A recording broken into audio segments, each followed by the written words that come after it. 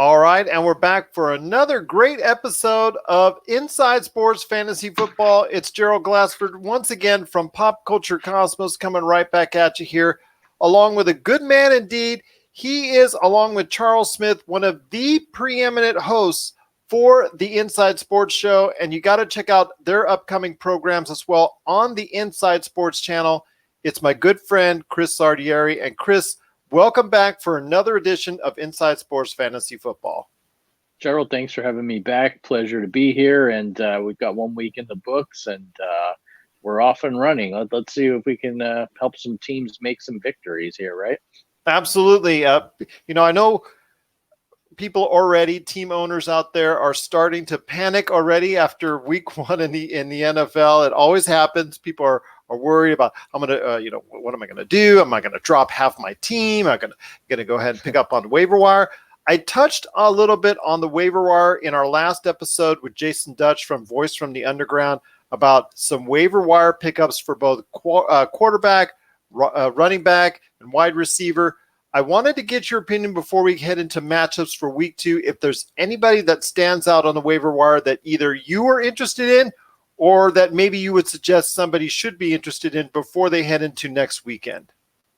Yeah, I think one of the more popular ones was Hollywood Brown, ironically Antonio Brown's cousin with the Baltimore Ravens, who really put up some big numbers, albeit against the JV team, the Miami Dolphins. But the thing that was interesting to note about him is that he did it with, I believe he played a significantly less amount of snaps than the other Ravens receivers. So as he gets worked into the offense more and the way Lamar Jackson looked, I think that bodes well for him.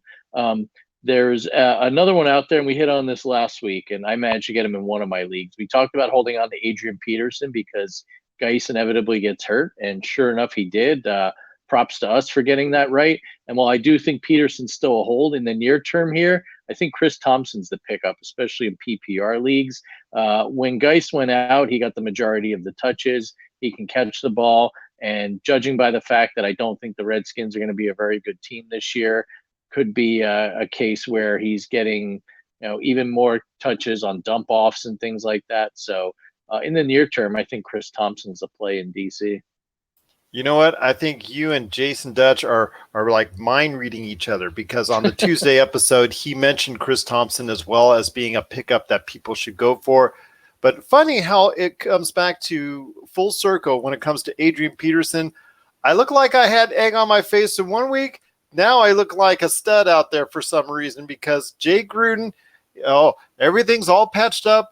I guess using the quote, it's all water under the bridge, as what Adrian Peterson said. So it's kind of funny how that all works itself out. Darius Geis did get injured, didn't actually perform well before he got injured, but he did get injured. So right now it's Adrian Peterson. But you're right, as a major play, Chris Thompson could get a lot of touches, both as far as from a rushing and especially a receiving standpoint. So yeah, that's definitely a good pickup as well. If you have him out there and he's available on your waiver wire, and you need a running back, a backup or whatnot, somebody to play in a flex, I think he's definitely a good choice out there for your waiver wire as well. But let's get into it, my friend, when it comes to week 2 in the NFL. A lot of great matchups out there.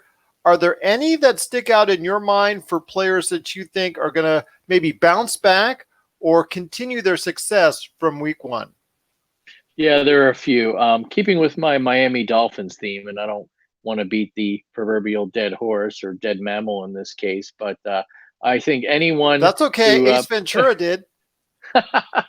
I'm glad someone else remembers that movie. But I think you've got to start anyone on the Patriots. Short of Antonio Brown, because we don't know what's going to happen. Will the league come down on him? Will the Patriots not play him? That remains to be seen, and that's out of our jurisdiction. I pardon the pun. But one guy who really stands out to me is Sonny Michel. Really didn't get a lot of involvement in the offense, as they were just really beating the doors off of the Steelers and throwing a lot more than anything else. But I think here you could see him get more involved. The Dolphins, I mean, look, it's well documented. They've allegedly got players on their team who called their agents Sunday night to demand trades. So that tells you the mentality there. I think he's going to get more touches. I think Belichick will probably work him into the offense more, maybe eat a little more clock and maybe give Brady a break here, but I do think he's due for a big bounce back. And then I'm going to go a little of an unconventional twist. My new Miami Dolphins of the NFC are going to be my beloved New York Giants. That is an atrocious defense, as we saw on Sunday. Cowboy fans, don't get too excited about Dak Prescott. I mean, he hit a lot of open receivers. That was more a function of the Giants' porous defense, which is atrocious at best. But I think you've got a couple Buffalo Bills who played well last week against the Jets. They're going to be back in familiar ground going to the Meadowlands to play the Giants this week in week 2. And I think if you're looking for kind of a deeper sleeper, or maybe you need some quarterback help, Josh Allen and John Brown, they connected a number of times. And I think Brown's going to be a nice underrated receiver to keep your eye on here this season. But I think those guys might actually have a field day with this just awful Giants secondary. Well, you mentioned the New York Giants. Like you said, I think they're, well, by default, they must be good against the run because they're absolutely horrid against the pass. They look pretty good against the run, so I wouldn't suggest going ahead and rushing against them because they're going to give up a ton of passing yards, I think, as well. I think they just look like they were just awful on the defensive side of the ball. But there's 2 matchups I really think people should look at, one of which, of course, is the obvious one, New Orleans at Los Angeles. I think that's going to be another exciting game. The Rams didn't exactly look like they were on all 8 cylinders when it came to last week, but they still had enough to get the win. But they're going to play in front of their own fans. It's going to be at, in the middle of the afternoon, LA time. I think it's going to be something where you're going to see a lot of action, a lot of passing, a lot of offense. I think you're going to see both teams go up and down the field. And I see maybe like a 35-31 game where there's a lot of yards involved. So if you've got players on both the New Orleans and the Rams side, I think of any time you're going to start them this week because I think you're going to see a lot of action going on in this game. And if you see Jared Goff struggle again, then that's a warning sign right there to Jared Goff team owners that if you have him on your team, maybe there's an issue there that's more that, well, I'm going to use a Transformers thing, that more than meets the eye there because he struggled last week. If he struggles this week, then I think there's probably a deeper rooted problem there. And the last thing I want to talk about, and the last game I want to cover is going to be Kansas City at Oakland, and that's for Sammy Watkins. Sammy Watkins, I'm not going to say he's going to get 200 yards again, but now with the injury to Hill, he's going to be able to be the focus of the offense as far as from a passing standpoint. So you got to be worried that teams are going to focus in on him. I still think he's going to get a lot of targets. I still think he's going to get a lot of catches and yards. Will he have 200 yards, a 200-yard prolific day like that this weekend? I don't think so. Even against Oakland, who we're still not convinced is all there yet, but I still think, you've got to play him. He's still got to be either a wide receiver 1 or a wide receiver 2 for you at this point in time, at least going forward until Hill comes back, because he is going to take a lot of targets from Patrick Mahomes. And on the other side of the ball, is Oakland all that? I mean, they look very impressive in week 1, but I'm going to ask you fantasy football owners out there, do you really think that the Oakland Raiders are going to look this good for 2 straight weeks, especially against Kansas City? I don't think so. So I'd be very wary of starting any Oakland Raiders this weekend. Yeah, and I don't think the Chiefs have a great defense by any stretch, as we saw. With even though they knocked out Nick Foles, you see a lot of yards then for Carr. I'm not necessarily sure if it'll be through the air. The guy I like, and I do have him in one of my leagues, full disclosure, is Josh Jacobs. I like the way he ran. And I think you can run on the Kansas City defense. But I want to say I was impressed with the Raiders, but then part of me looks at that Denver defense. And other than Miller and Chubb, really, is there anyone that stands out there? I think their secondary is overrated. I think, honestly, Gruden had a nice game plan for them, and they still got too conservative at the end and almost gave it back to the Broncos. But I do think there's some opportunities there. But I tend to agree with you. The problem is going to be, can you keep pace with the frantic and frenetic pace that the Chiefs offense has, where they're just scoring all the time, and then you're getting into the shootout. And if you don't score, then you're falling down 3 scores. So it's hard to say, but Yeah, I think the jury's still out on David Carr by all means. I think so as well, but you're right. Kansas City's defense has not been that great over the past couple of years. They've got a really, really great offense that's propelled them to the level that they're at now. I think that Oakland, even though it has a decent defense, I think they're going to go ahead and get overwhelmed early and often. That could mean a lot of passing yards for Carr, but it also could lead to some mistakes as well. So I'd be very wary of even Josh Jacobs getting a chance to go ahead and propel there. But if he is going to be, if there's anyone on Oakland that's going to get some yardage, it would be Josh Jacobs, because you're right. Kansas City has not had the greatest of defense going forward. And I guess that's going to be, like I said, it's going to be leading into a great weekend for that, for a great weekend for the NFL. I want to ask you one last thing on Monday. Are you buying or selling on the Cleveland Browns? Because if at this point in time, they should go in and knock off the Jets with no problem, because Darnold is out with mononucleosis. That's something that can knock you out for at least 3, 4, 5 weeks at least. That's something that everybody I know who's had it, even I in a way long time ago had it, it knocks you out. It knocks you out hard. So he's gone for several weeks. Cleveland needs to go ahead and pick themselves off the floor. Do you think that Mayfield, do you think that OBJ, do you think the Cleveland offense can finally get its act together? And actually, if there's any point in time, this has to be the time that they put it all together. Yeah, this has to be, because if it isn't, they're 0-2, and then you're really going to hit the panic button in Cleveland. I had mono too when I was a teenager, and to say it knocks you is an understatement. So I hope Sam Darnold gets well soon. It's brutal to say the least. But what I think too is, when you got a team quarterback by Trevor Siemian, I'll go out on a limb and say there's not going to be a lot of offensive output. So as well as the Jets defense played against Buffalo, it's just going to put a lot of strain on them. So I think this week is a kind of a buy, I would say, for the Browns. If you've got an OBJ, if you've got a Nick Chubb, a Baker Mayfield, I think you're safe with starting them, because everyone's down on them, and this could be the magic they need against what's going to be a struggling Jets team. That said, I don't know if the $200,000 watch, whatever OBJ claims he's going to wear on the field again, will help his offensive output, but that's a head scratcher at best, I'd have to say. I know the NFL will be watching. Pun intended right there for you. One last thing on week 2 when we talk about it, and that's something I want to entitle Fool's Gold. So, and that's basically for fantasy team owners out there. They have these players that either did surprisingly well above their expectations, or maybe it was a waiver wire player that did well beyond his expectations, that maybe everybody's just going to jump on the bandwagon, or you'll get a dozen trade offers for.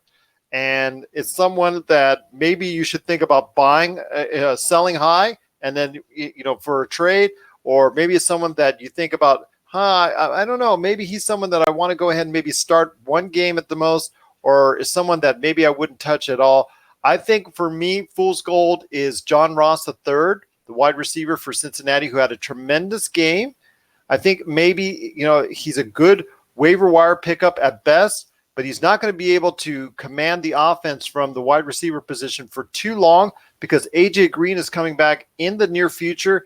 And when push comes to shove, Andy Dalton's going to throw to AJ Green the most, if that's the case. I think once AJ Green is back up to speed. So if you pick up John Ross III on a waiver wire, be wary that it might not be that fruitful for you for very long.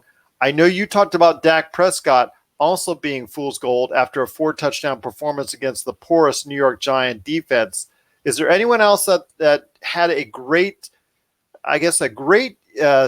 game last weekend that you really think could be Fool's Gold?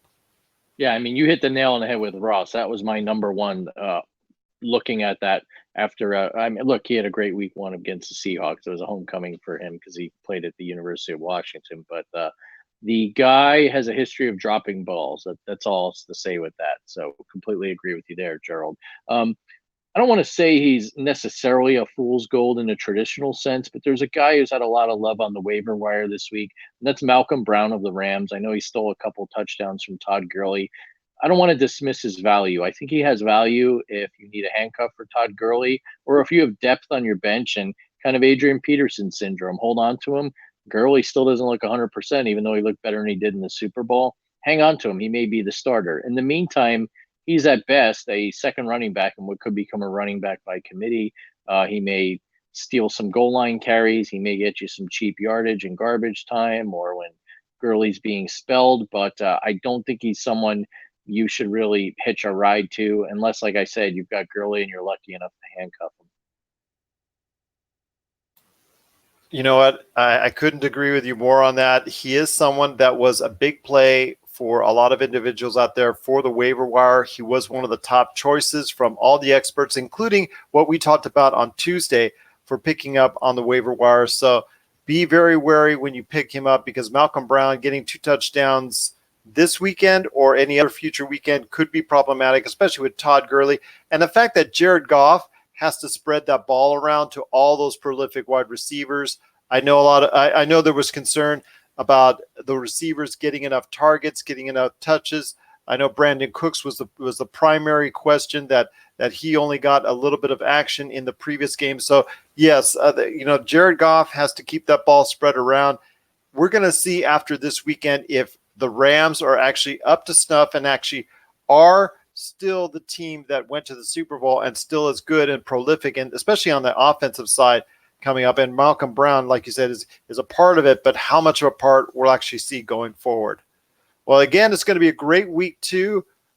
We've talked about Adrian Peterson coming back to life as far as coming back into the starting lineup. We've talked about fool's gold players that we think are just maybe you should be wary of if you pick them up or you start them. Great week two matchups and waiver wire pickups. But last but not least, my friend, I want to talk about one last thing before we head on out, and that is tight ends, something we kind of forget about. I know I touched on it when I was doing the fantasy shows last year, but let me ask you this.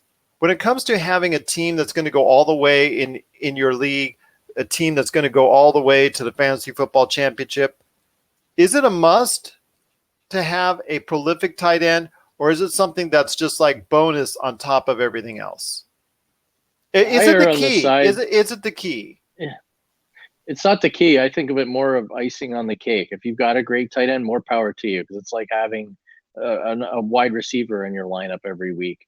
And believe me, I have George Kittle in one of my leagues, and it seems as though last week at least, every touchdown he got was called back by a penalty. But I mean, the 49ers are going to target him. If you've got him, great. You can count on him getting you points on a week in, week out basis. If you have a middle of the road tight end, just hope you get some points out of him. But, if in that case, you're going to have to rely a little more on your flex position to get you scoring. But look, there are plenty of teams who have Travis Kelce and aren't that great. The trade-off is you've got to take them with an earlier round pick than you normally would with a tight end. So you don't build up the depth you need at wide receiver and running back. So I don't think it's a necessity, but believe me, 2 years ago, I had Kyle Rudolph. He kind of came out of nowhere and had a big year. And it really helped my team. I made the playoffs. It's a nice luxury to have, but it's not the end-all be-all. I was fortunate late in my draft to go ahead and not only get Mark Andrews from Baltimore, but also as well Delaney Walker, and both did very well for me this past weekend. I think both of those, if you get a chance to trade for them, or if they magically are on the waiver wire, you should definitely give them a shot.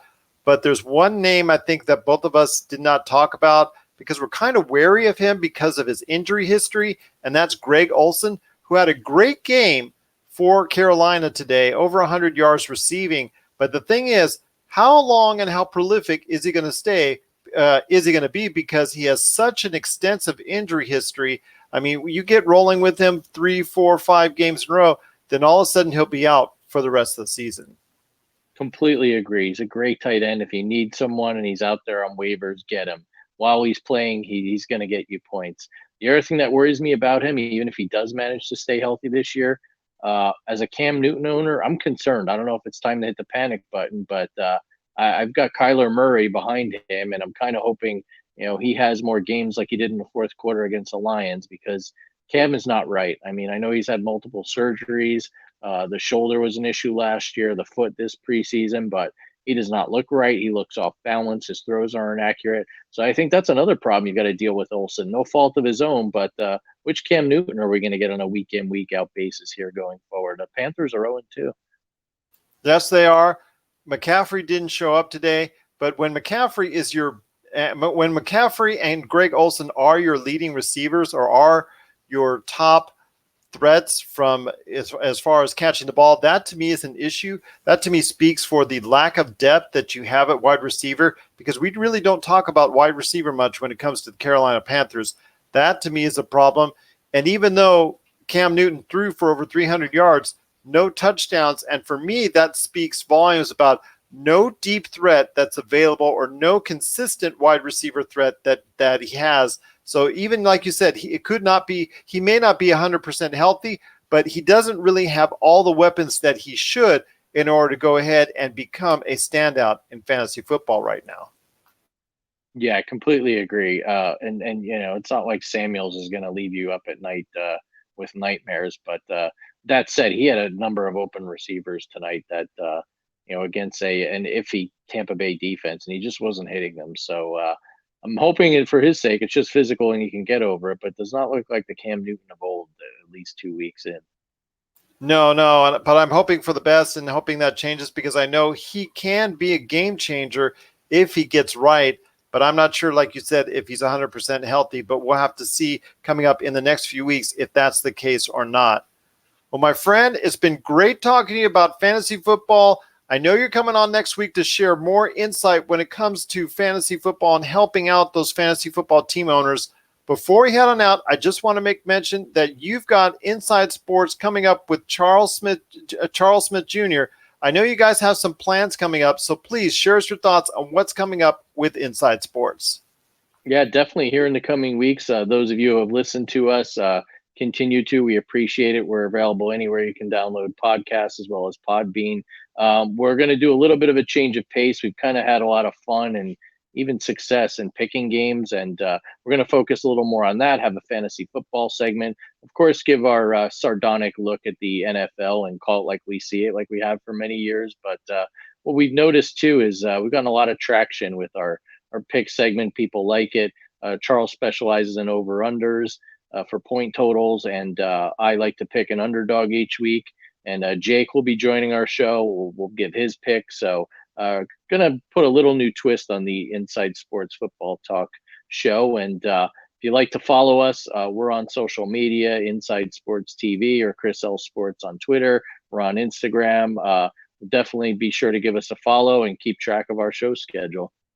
Absolutely. It's awesome. That's Inside Sports. Now, for us here at this show, if you have a question for Chris, for Jason, for me, for anyone on the team that's Inside Sports Fantasy Football, just email us, isfantasyfootball@yahoo.com. That's isfantasyfootball@yahoo.com. And stay tuned you basketball fans. I'll be hosting the Lakers Fast Break podcast coming up here in the next few days. Plus, you can always catch my stuff in regards to pop culture on the Pop Culture Cosmos.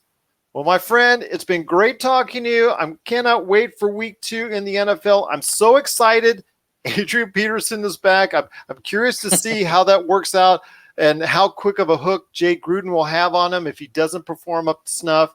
I mean, we called it early on that I thought he was a play, so I'm glad to see that it's going to work out after all. So I'm taking the egg off my face as we speak. So I just feel so glad about that. I feel vindicated. I feel like I can take a deep breath again. Yes. I feel just good about knowing that at least for once I was right. Absolutely, as you should. I mean, it only took a week for you to be right too, so that's record time. Exactly. And we've got some comments before we head on out. Jake want to know, how bad should I be looking to sell Sonny Michel after he abuses Miami? So that's a smart thing. That's planning ahead, and that's so smart. Great question, Jake. And you can always send your questions into us on any of our social media outlets, Pop Culture Cosmos, Inside Sports, and also as well right here at isfantasyfootball@yahoo.com. But yes, Jake wanted to know, it looks like he's going to probably dominate Miami, like you called it earlier in the show. Your thoughts on after he performed so well, should you sell high on Sonny Michel? If you have enough running back depth to pull that off, definitely do. Get some sort of value at a position of weakness, whether it's receiver or quarterback. But hopefully there's some novice in your league who thinks that Sonny Michel is the greatest and doesn't realize that the Dolphins are also that bad. So yeah, just like with stocks, sell high, buy low. Absolutely. I couldn't agree with you more, my friend. And I couldn't agree with you, Jake. I like how you're thinking there to sell Sonny Michel at a very high peak when it comes to most likely a good return after this weekend against Miami. I mean, my gosh, you never know what's going to happen in the New England offense. Sonny Michel could be all the rave after 1 week with playing against Miami, and 2 weeks and 3 weeks. I mean, he did very well last year on a semi-consistent level for New England, but with Belichick, you never know because the ball spreads around so much to who knows which receiver. Maybe you want to get Antonio Brown as much volume as possible before he might get suspended or kicked out of the league or something like that, because there could be that worry, or he could throw around to other receivers. So definitely, if you have a chance to sell Sonny Michel high and get a really good trade back for him as far as a great list of players. And Jake said he's got David Montgomery, Sanders, and Singletary plus Dalvin Cook. Now that's a pretty good lineup of depth, but he definitely wants to move Sonny Michel bad. Yeah, I mean, wait until after Sunday. I think that's good. I think you've got a good cadre of running backs there. But you hit on a very important point. I had Michel last year, and there were weeks where either didn't get the ball or didn't play. Belichick's got this odd little rotation and doghouse and mind game he likes playing with his running backs. So keep that in the back of your mind too. Absolutely. So yes, Jake, those are great questions. Again, you've got a stacked lineup at running back. I think definitely if you want to go ahead and fortify it even more, a trade for Sonny Michel, or maybe pick up some receivers or even a backup quarterback if you need him. Yes, definitely a trade for Sonny Michel for maybe one or two players that'll really sweeten the pot will be great because like I said, and like Chris said, he looks like he's going to be able to dominate Miami this weekend. I think without a doubt, I think it's going to be something that, at that point in time, you're going to have to sell Sonny Michel because I don't think it will get much better this weekend. And he needs Jake said it right there. He needs a wide receiver 3. Great time to pick up a nice wide receiver there. Absolutely. So you've got the depth at running back. After Sunday's game, which Sonny Michel will probably has the best chance of producing at a high level, I definitely think it's time to trade. Definitely. Absolutely. Well, Jake, those are some great questions. If you have more, again, you can hit us up always on social media, Pop Culture Cosmos, Inside Sports, or isfantasyfootball@yahoo.com. You can always send an email. We'd be glad to answer it for you. You can always send it to Chris. I can always send it to Jason. We're always ready on the standby to help you out and to help you win your fantasy league. We just truly can't. Well, thank you, Jake. We thank you for watching. We thank everybody out there for listening, and we cannot thank everybody enough for being part of Inside Sports Fantasy Football.